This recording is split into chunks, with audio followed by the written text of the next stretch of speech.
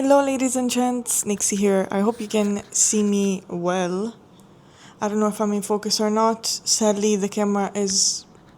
I have no clue what the camera is doing right now. I'm sorry if I'm not. Still, I really wanted to make a video today, and I have notes on my phone. So if you see me like, take little glances down there, it's because I have a lot of things to say. I have been thinking for like a couple of weeks now before I go to bed.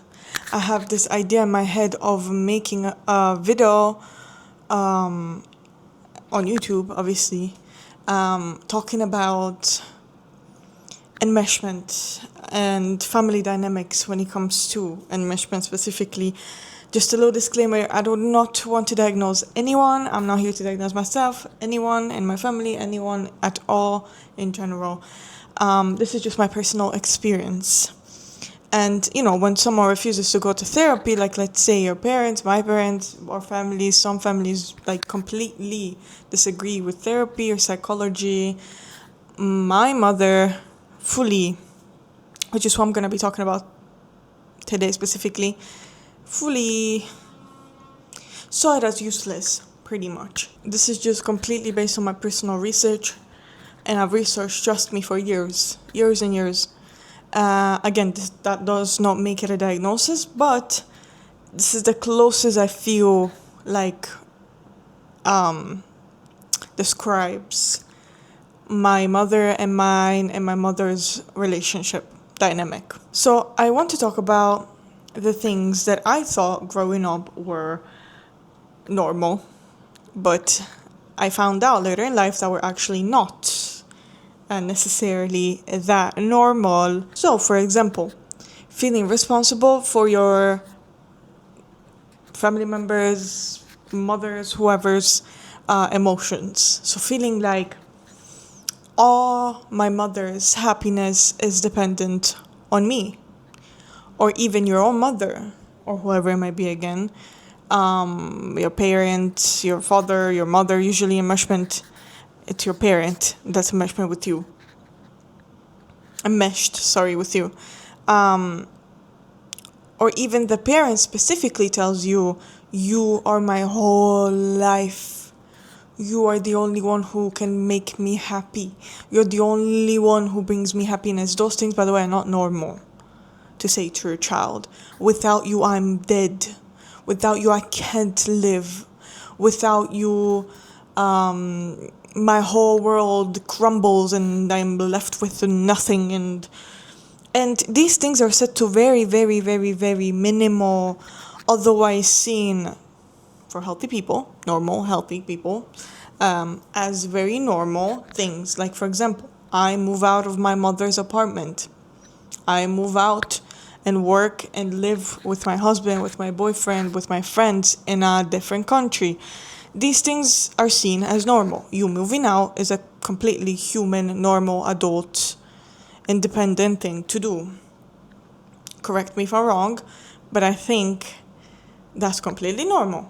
When your child grows up, open up your wings and fly. Achieve your biggest goals. Move out. If there's more opportunities and possibilities in a different country, go. I'm never gonna hold someone back, right? So I heard a lot of these sentences from my mother just because, let's say, I moved out. Or just because, let's say, after I moved here to a completely different continent and country, like I lived here, suddenly I live at the complete opposite end of the earth. It's overwhelming. It's a lot. This is my first time ever moving out, ever doing anything in my life at 27 that's independent, because I was caged and sheltered throughout most of my life. Even at 26, I felt like a child. Even at 26, I think this is one of the biggest signs. You feel like a child, even when you're a grown-ass adult. You feel like your parent or parents make you feel or act towards you like you're 5, or like you're 10, or like you're still the little baby. Like, yes, they're still their baby, but there should be some sort of distinction between how they acted towards you when you were 10, 12, and how they act towards you when you're 27, 30, whatever. Well, that distinction was pretty scarce. And also, that distinction happens, from what I've researched and from my personal experience, whenever they see fit and they please. Let's say you are still a child when they want to see you and act towards you like a child, but when they want you to be an adult and, let's say, provide for them, give them money, send them money, then you have to be the adult. Or when they want some sort of benefit from you or something like that, then you are the adult. You need to be the adult. But all the other times when it fits best, when they see best, when they pleases them, you're still a child. You're my little child. You're a child. Again, even if you're 40, they may talk to you this way. When you're 30, don't wear that because you're still my child. By the way, at 27, I was given advice, as my mother loved to describe it as. I was just giving you advice. A lot of things that they say, even if they're attacks, straight up attacks, even if they're straight up judgments, even if they're straight up telling you what to do, they can and they will describe it as, I was just giving you advice. It was just from it was just from love. As an example, let me give an example. Me at 26, 27, whatever age, I wanted to wear this and this in winter, this and this in summer. There was almost not a single time that I can remember that my mother didn't have something to say about what I was wearing, what outfit I picked. Let's say I picked an outfit. Why are you wearing that? Why are you wearing that for? But why not the other thing? But why that? But that thing would go. But that thing is. Oh my God! You cannot dress. You have no sense of style. You can't dress. Just can't dress. Like, I have to tell you what to dress, otherwise you can't dress. This infantilizing of someone who was at 26, 27, any age, when you're a grown adult, you don't need someone to be up your ass. You don't need a parent to be up your asshole telling you if you should wear that or not. That is not normal. I'm so sorry. That is not normal. And I thought for the longest time it was. And I had a friend or two that witnessed that. And poor people, they only laughed and said, hey, she has to learn by herself. As even that answer to me, I don't like, because what do I have to learn? What I want to wear? What do you want me to learn? Let's say in winter, I wanted the school jacket instead of the warmer jacket. Yes, I was a tiny bit more cold, but I didn't do anything wrong. It was just simply my choice of what I wore. Was I a tiny bit colder? Yeah, but I didn't learn anything. Next time I'll wear it again. I don't care that I was a tiny bit colder. Like, I don't know. There's a sense of constantly making you feel like there's something wrong with you.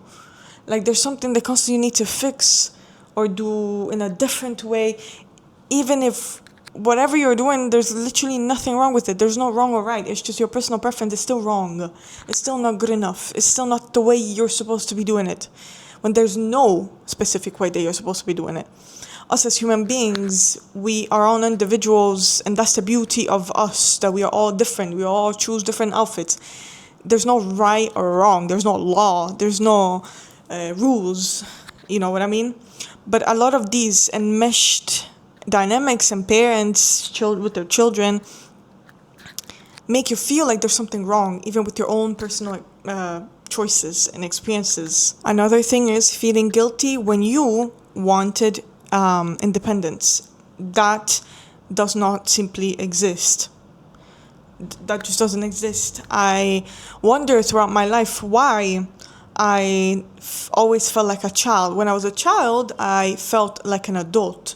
And a lot of people when I was 11, 12, 13, 14, 15 were saying, oh my God, you act, you sound, the way you talk, the way you understand things, your mind, so much older, so much more grown that you are. And that was because my mother, since I can remember, since I had my first memory, was talking to me about her adult problems, asking me for advice, talking to me about her very, very personal problems to her 7-year-old child, to her 6-year-old child, to her 8-year-old child, talking about what was going on in her marriage with my father in very specific detail, talking about what other guys she could date, or all these things that a child is not supposed to grow up with. You're not supposed to, at 8 years old, know all of these adult things and listen to these adult things and think about these adult things and try to give advice. You're just simply not supposed to be doing that. That's why a lot of people in my past, when I was a kid and a young teenager, used to tell me, you're so much more grown. And now, and I'm 27, I feel like a child. I feel like a kid in a lot of ways because I can finally be a kid. Apart from some things, traumatic things that happened in my childhood that I don't want to get into right now, that was like the cherry on top, that my mother always talked to me about her very personal adult problems. That's not normal. Believing that saying no, period, made you a bad daughter, bad son, whatever it is. No, I think in these people's parents' vocabulary, like that, the word no does not exist. Okay, the word no just simply like, you dare to tell me no, I'm your parent. Look at all the things I've done. If you tell them no, if you have a boundary, any type of boundary, and say no, this is my boundary, the reply will be, what the fuck even is a boundary, first of all? What the fuck are you talking about? How dare you? How dare you? You're a horrible son. You're a horrible daughter. Look at all the things I've done. Meanwhile, all the things that they've done is the most basic parental things that you can do. Because if you didn't do them as a parent, you would go to jail. The law is against you. There are laws. You know how many times my mother said, I provided for you for school. You had to change schools. Don't want to get into that, but I did. Sorry. Yes, I have to go to school. I provided food for you. Always have food and the things that you liked on the table. What am I supposed to do? Starve? You had a roof over your head. Yes. Well, I mean, you're my parent. I don't know, like, but thank you. I'm grateful. I'm always grateful for anything. But what does that have to do with anything? You are a parent. You are supposed to be doing those things by law. If you didn't provide your children a house, food, clothes, you would literally go to jail. You would have the cops called on you that you're mistreating your children. There's nothing. We all should be grateful and thankful for that for our parents, yes, but there's nothing special about it. It's not like my mother did this insane, huge sacrifices for me. You chose to be a parent. A parent chooses to be a parent. If you don't want to be a parent, if you don't want to be a mother, if you don't want to be a father, don't have a child. It's literally as simple as that. Don't have a child. Because once I have a child, I don't expect my children to be this insanely, like, bow down to me because I gave them clothes and food and a house and a roof over their head, even if they're 25, 30. In this economy, girl, what? In this economy, God forbid. In the future economy, God forbid. I have no clue. Of course. To me, that's an of course. To me, I'm never gonna look at my child if they if they give me a boundary, they say no, they say whatever. I'm never gonna look at this and, but I give you a house, but I give you a roof, but I give you food, but I give you clothes. The fuck else was I supposed to be doing? If not that, go to jail? I guess I go to jail. Like, what? To me, I'm so sorry, but to me, that's insane. Or a lot of these parents, enmeshed parents, think that you owe them something. I gave you life. I gave you a house. Or not give you a house, but a roof over your head. I give you food, clothes. Now you owe me. You owe me. Now give me all of your money. Now split your finances with me.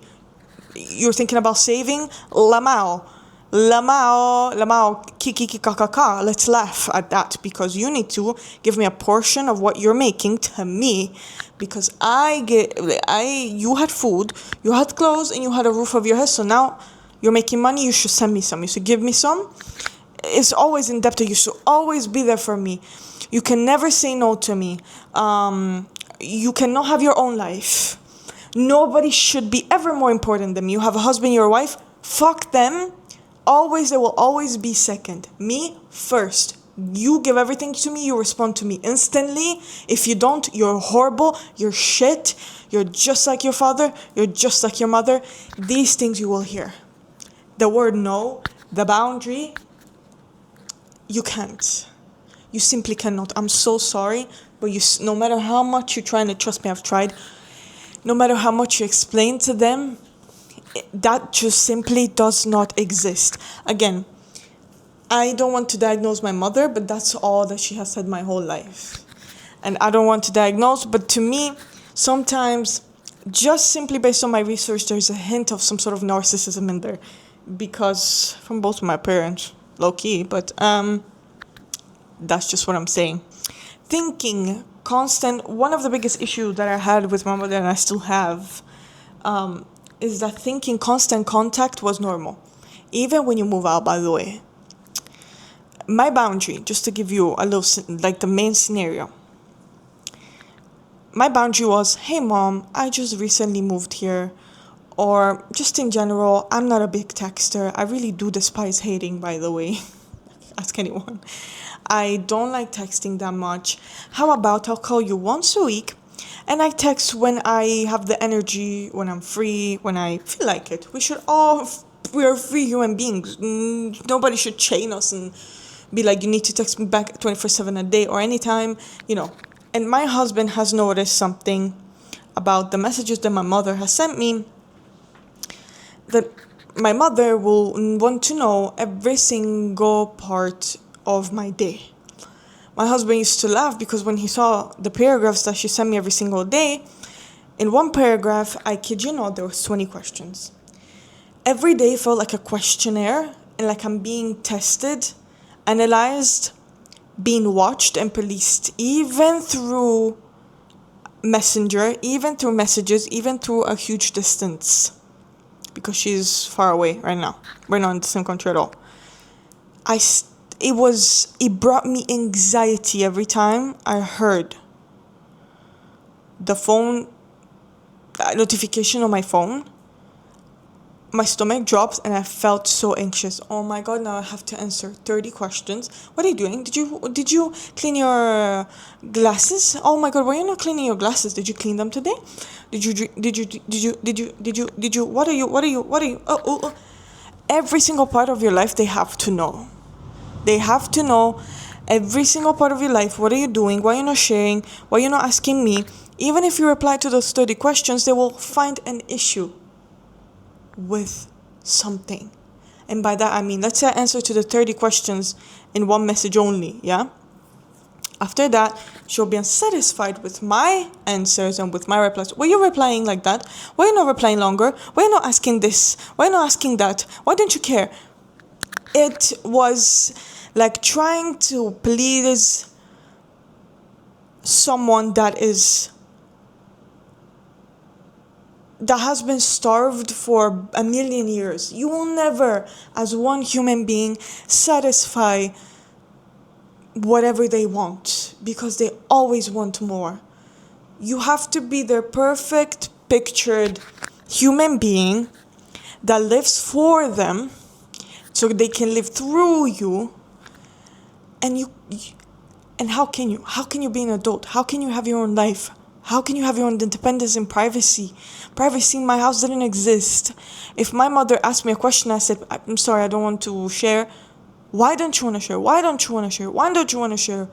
I'm your mother. I give you all of this. I give you all of that. You indebted. Like everything was with the purpose to make me feel guilty, to make me feel like I'm doing something wrong, like I am wrong, like there's something wrong with me. By the way, when I told her about this boundary, hey, listen, is it okay if I just call you once a week, which is more than enough? That's my boundary. That's what I can do. I have the energy for that only. Sorry, I'm my own human being. This to them doesn't click. Only if by the way, my mother's reply was, if you love me, we'll do it.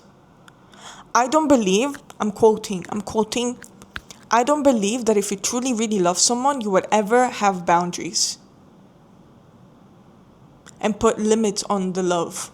What? I could love someone and someone could love me the most. Honestly, I'm glad if someone has boundaries. I'm glad that someone knows their self-worth and is not a doormat and is just doesn't let people walk all over them. And do you understand? Even just me talking about this, I'm tired. Do you understand how tiring this is? You cannot be your own individual, your own adult. You cannot. You can't. You won't have time for it. You won't have energy for it.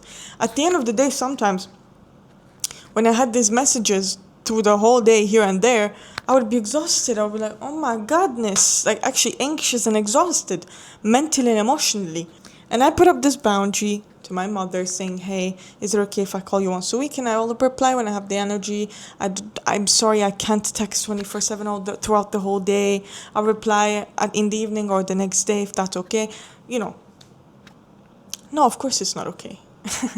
She said that to her, when you truly really love someone, you will go out of your way to do whatever for the other person. The boundaries shouldn't even exist. That you won't even need boundaries if you love someone that much. So, and then she proceeded every day. I put up this boundary every day for about 5 to 6 months. Very politely, by the way, never aggressive, never anything, very politely, very caringly. I said, I love you, mom, but this is just my tiny boundary that every single person has. Still, every day since then, she writes me at least 5 to something paragraphs long like this, telling me I'm worse, you're worse than your father, and me and my husband both wrote to her, can you please respect my boundary? There's 2. 1, don't compare me to my father, because I'm not gonna get into my father, but being compared to him is like being compared to, I don't want to say, but he's, in my eyes, in my personal tiny eyes, not a good guy, okay? He has done a lot of things that I've never done in my life. And she tries to compare. She knows that that's a very sensitive button for me. And I asked her a million times. My husband also asked because he saw how it was affecting me, how badly it was affecting me. How it was wearing down my soul, my heart, right? And he messaged her, can you please respect my wife's wish to not bring up her father every 2 seconds because it genuinely hurts her a lot. And can you please respect her need for space and respect her need to text and call as much as she can. By the way, I compromise with her. I'm someone who loves to compromise. If we can compromise, I'm down to compromise. I'm not the type of person who's like my way or the highway. I compromise by saying yes, because for me, texting, I could have texted even less. Honestly, I hate texting. I hate hating, yes. I hate texting. So to me, the compromise was I'll text you at the end of the day or the next day, okay? And again, it's not one sentence like you guys might think. It's bombarding with messages, endless questions, endless messages. And mixed in between all of that is guilt tripping, is manipulation, is making you feel bad.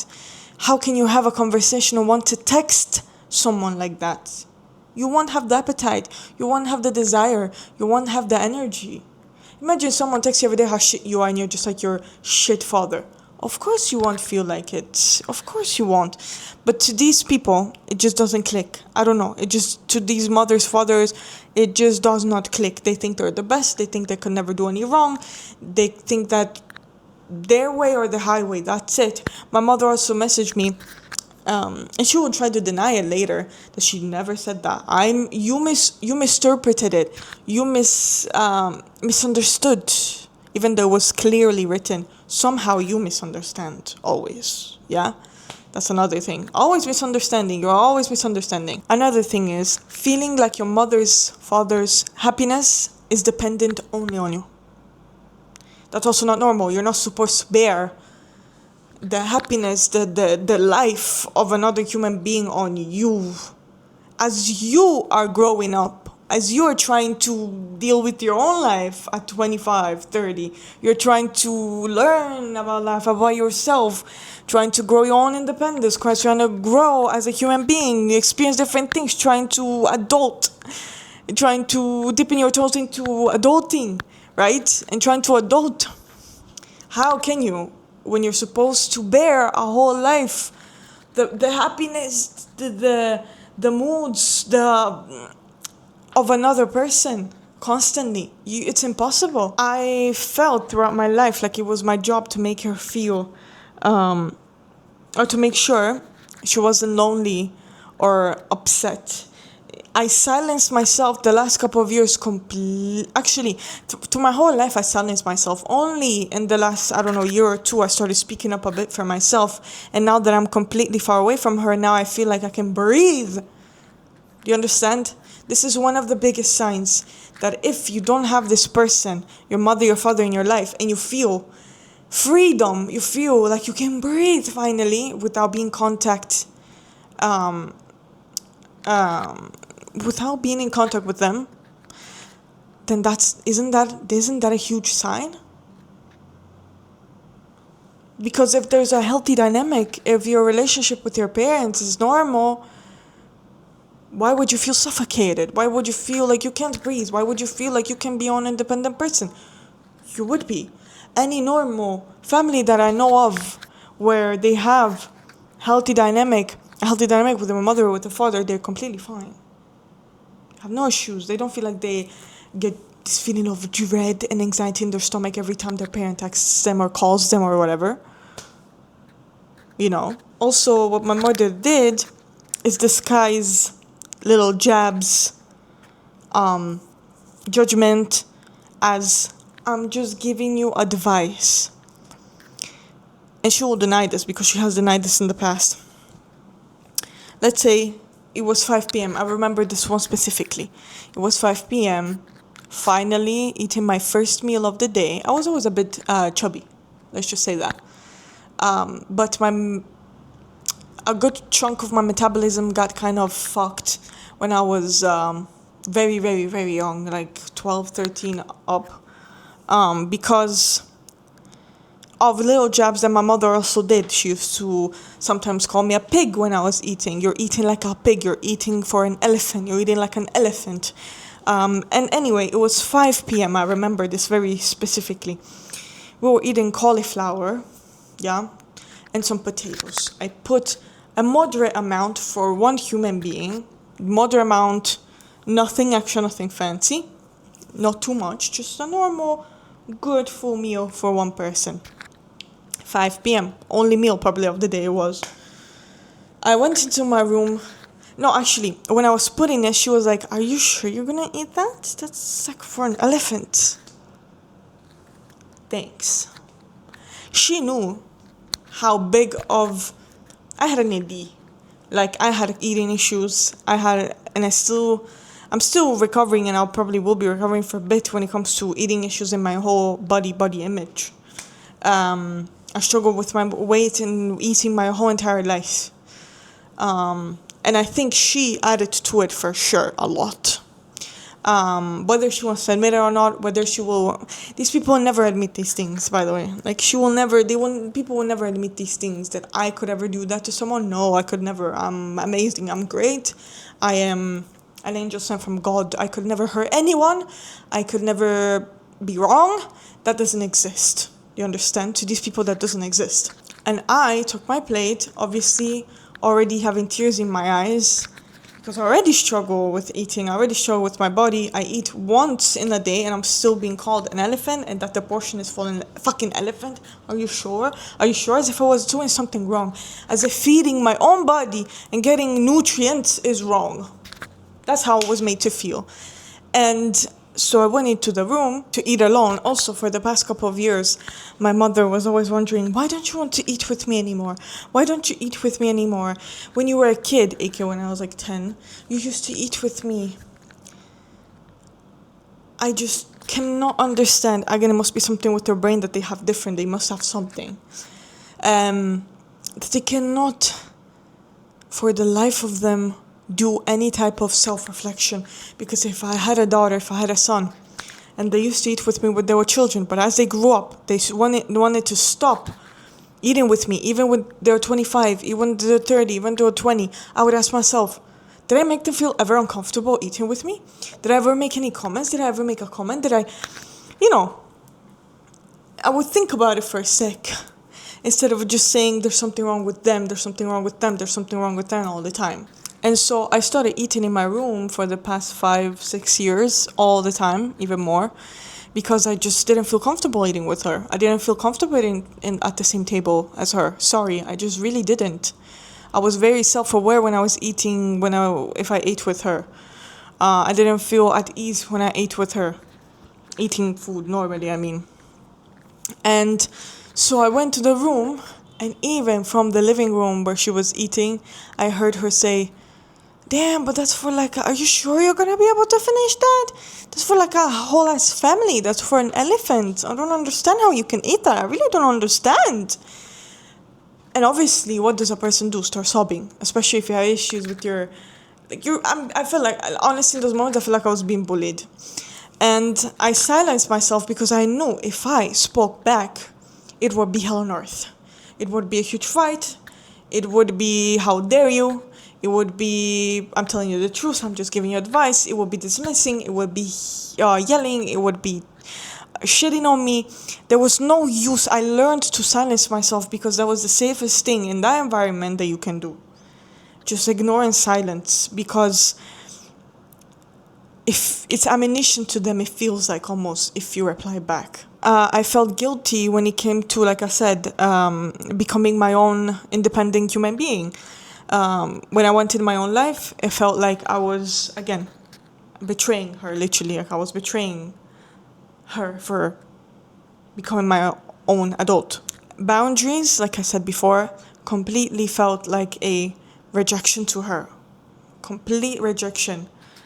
The most basic, smallest, natural boundaries that everyone almost has, or if not everyone, was, in her eyes, a rejection.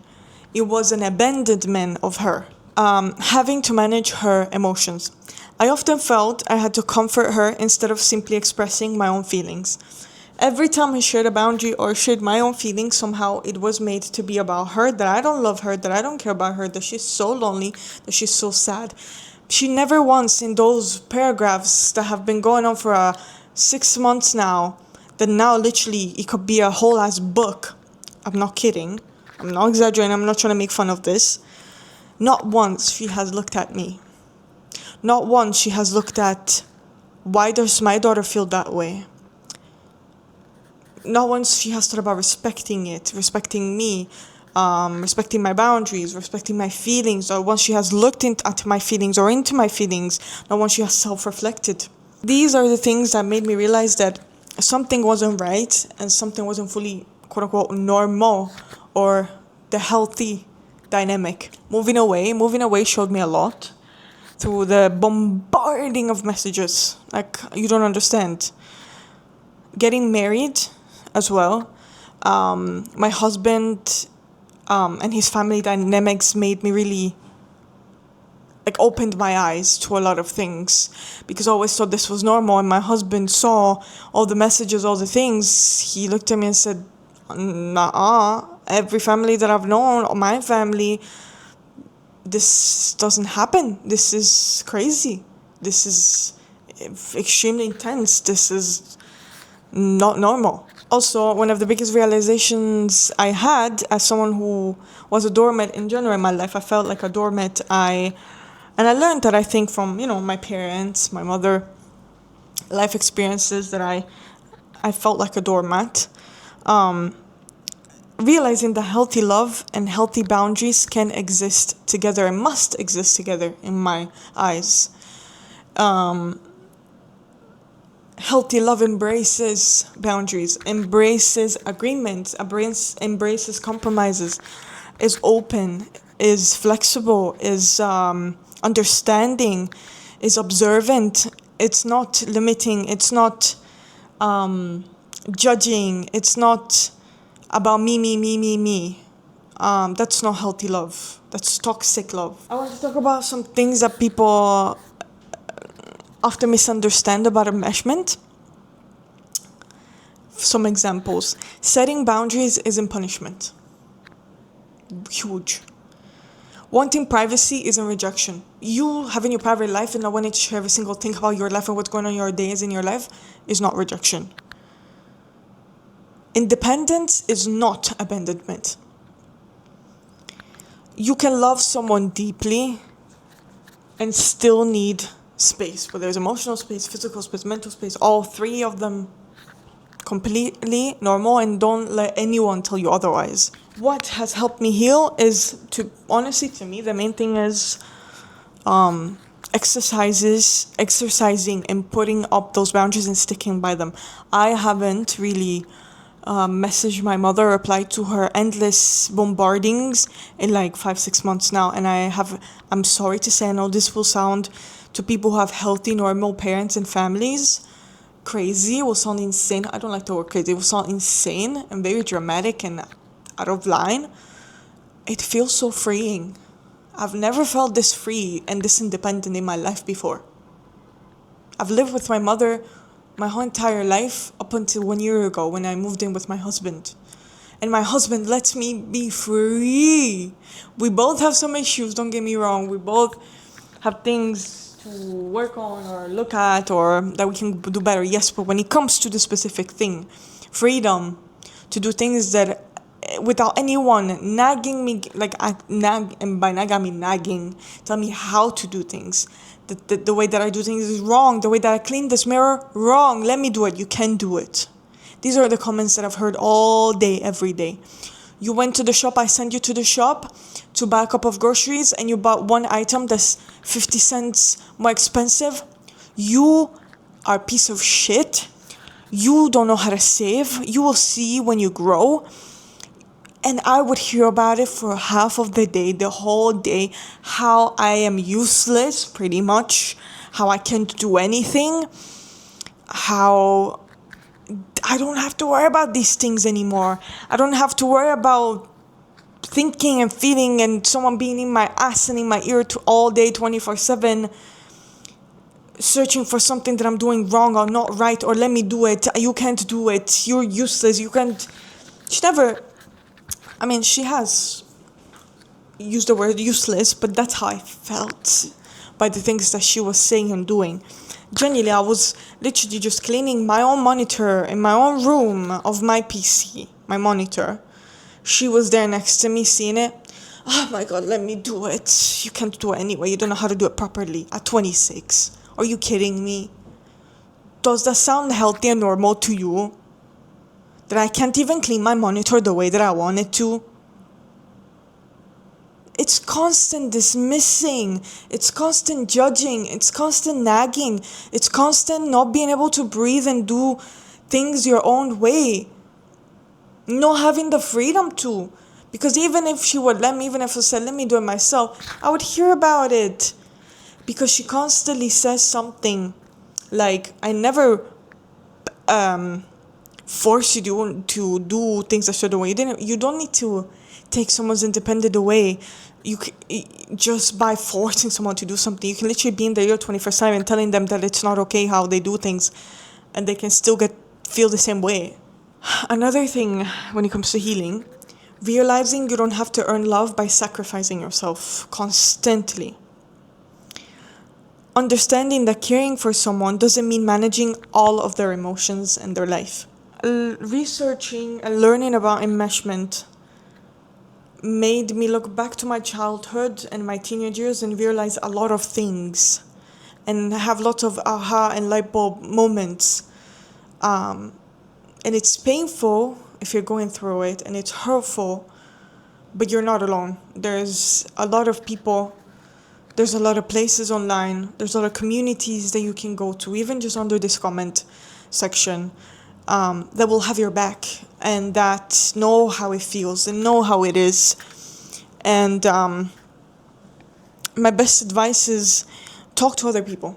If you have very, very, very, very good friends, best friends, a husband, a wife, a boyfriend, a girlfriend, very good friends again, maybe even other family members, if that's possible. Talk to them. If you feel safe and comfortable, talk to them, tell them these experiences. Ask them, do you have that in your family? Have you experienced this? Keep a journal, write things down. There's so many things that I'm sure I didn't say in this video because there's an insane amount of things that happen that I can think about in my childhood and in my young adult life and in my teenage years where it wasn't healthy, it wasn't a healthy dynamic. But that's pretty much it. That's the very generalized way. I'm sure I missed a lot because there's way too much. But those are the main points. And also, if genuinely you tried everything, you've put that boundary down and you stood by it and you've expressed it multiple, and I mean hundreds of times, which you shouldn't have to, by the way, that's insanity. You shouldn't have to. But if you have,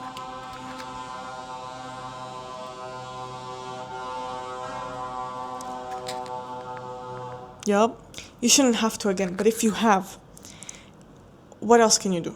Stick to your boundary. If you tell someone your boundary, what the hell's going on outside? If you express your boundary to someone and they keep dismissing it and they keep ridiculing it in you and they keep brushing it off and they keep putting it to the side and keep overstepping it, the only thing you can do in that moment is stick to your boundary. And my boundary, and for a lot of people who are in enmeshed families, is cutting contact, not speaking to that person. For your own freedom, for your own peace of mind, for your own peace. Because you can't make someone understand something that they just cannot understand or don't want to at all to understand. You simply can't. Repeating something doesn't make anyone understand anything if they don't want to. Doesn't matter if you repeat it until the rest of your life. If they don't want to comprehend it or reflect or self-reflect or do some thinking, some admitting, some anything. If they just want to see and live in their own version of life and of things and how things are supposed to be. And if they genuinely think they're always right, never wrong, you're wrong. Even if you tell them your boundary and whatever it is, explain to them 1,000,000 times, 1,000,000,000 times, trillion, how many times, if they don't want to, they will simply not. And that's where I found my peace. Knowing that nothing I can say will change this person's mind and make them think, self-reflect, worry about me. Nothing will make them understand. Nothing. So the only thing you can do for your own peace of mind and your peace in your life, so you don't live in anxiety and dread 24/7, is to remove yourself from that situation truly. I know it's your family member. I know it's your parent. I know it's your mother. I know it's your father. And people will judge. And your family could judge. Who gives a shit? If they believe, let's say your family, only they're part of the story, let them. You know how free it is? Oh, I'm flying. You know how free it is? You know how freeing it is? If someone truly cares, they will come to you and ask, why? What happened? Tell me about it. Tell me the story. If some family members be prepared, will always be on their side. That's okay. Let them. What can you do? If you tried everything and you live with your... What? If you tried everything you know under the sun and you did it politely, you asked nicely, you did whatever you wanted, whatever you could, whatever you wanted, you did whatever you could. You should never in your life feel guilty about having a very basic self-protective boundary. The most basic one. Okay? Whatever the boundary may be. There's nothing wrong with having boundaries. And if my mother basically told me my way or the highway, she genuinely told me I do not respect your boundary. I don't think that's reasonable or real. Like to her, my boundary was insane. And my boundary again was, can I please just call you once a week and text you whenever I have the energy? To her, that was a huge rejection.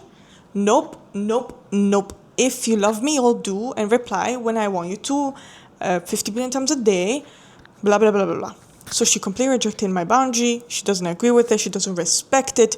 Cool. But I'm going to stick to my boundary because that's all I have. And I'm not going to become a dog. I'm not going to become a doormat or a dog and say yes to what everyone wants. Even if I don't have the energy for it, even if it brings me dread, even if it brings me anxiety, I can't do that to myself. It's an injustice that you're doing to yourself if you feel those ways and you do it for someone, even if you feel those ways. You will never feel like a free, peaceful person if you agree to what everyone wants. It's a very, again, isn't it a small boundary that I put? Yes. Yes, it is. You don't have to answer because I know it is. Still, it wasn't respected. Still, it was rejected. Still, it was not respected at all. I had to remove myself, and that's it. That's all I can do. And now she's making it seem, just to end this, by the way, how now she's making it seem to my whole family and to me and everything. You chose this. You chose to not want to have me in your life. You chose to cut me off. You chose to do this to your mother. It's your fault that we don't talk. It's your fault that you completely dismissed your mother. Just because I put down that boundary, by the way, guys. Just because I put down that small boundary. Suddenly I cut my mother off. She cut me off for not respecting my boundary. Not that I did. I wanted to still be in contact with her, still talk normally. I had no issues, very happy about, that. Who doesn't want to have a mother in their life? Who doesn't want a father in their life? There's no child in this world that would cut off their parents or parent for no reason.